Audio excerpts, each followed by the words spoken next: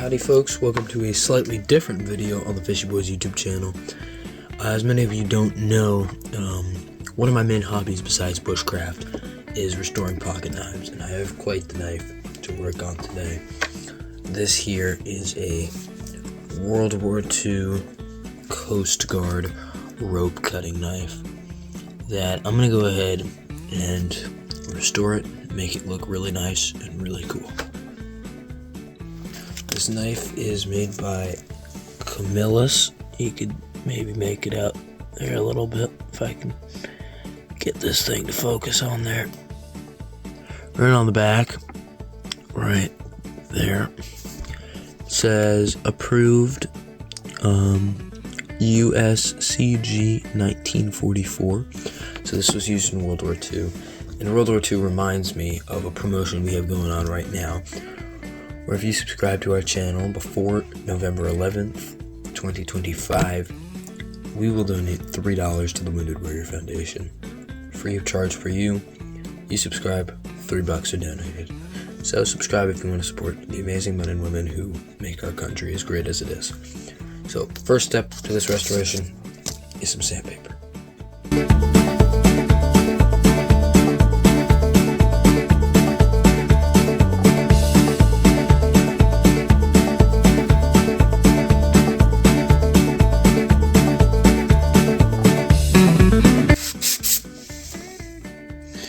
That blade's looking a whole lot shinier.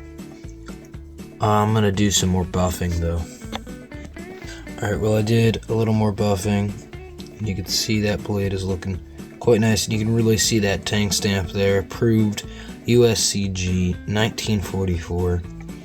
And of course the Camillus, New York, USA tank stamp as well. That didn't take much doing. I'm gonna go ahead and hit it with a little bit of this. This is Eagle One Never Dull, not sponsored, but would totally take a sponsorship. Really good stuff. That'll really get a nice polish on it. Now you should absolutely be wearing gloves with this stuff. Do not do this if you're trying this at home.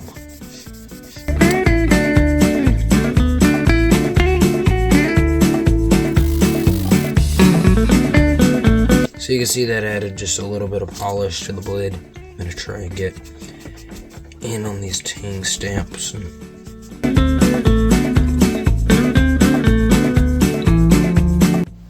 going to go ahead and clean up the body of the knife, the bolsters, all of that, and then I'm going to show you a special trick for getting that snap on the blade back.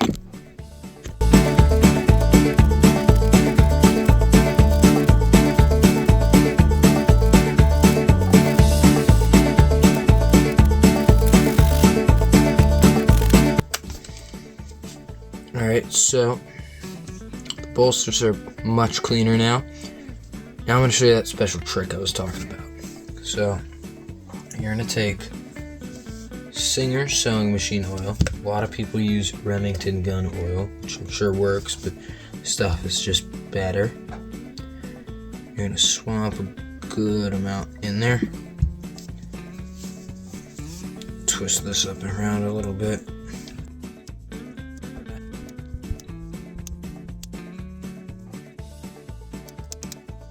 And that action right there is going to work like it's 1944. So I'm going to go ahead and clean up the actual shell here, then I'll show you the results.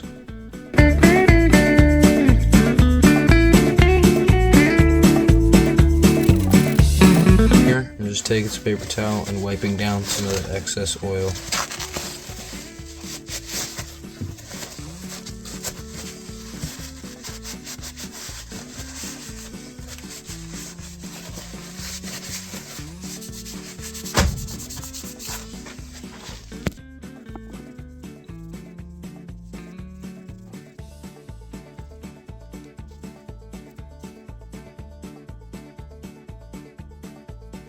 Alright, well there we go. The actual texture grip part is looking a little cleaner.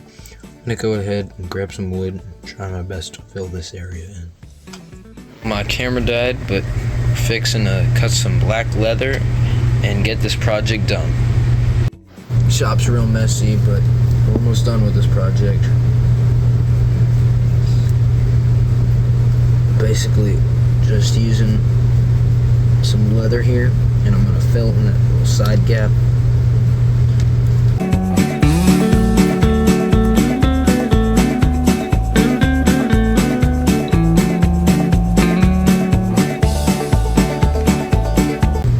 Alright, well, I made those cuts there, and that's looking good. I'm going to go ahead and hold it like so. Get that. Alright, I'm going to go ahead, double that up one more time. Well, attempt number 2 with a little bit of sanding seemed to really help on that. So that's looking pretty good. I'm going to go ahead and inscribe something onto the leather, or at least try to, and then I think the project's over. Never tried to use a soldering iron like this before, so we're going to see how this works and hope for the best, really.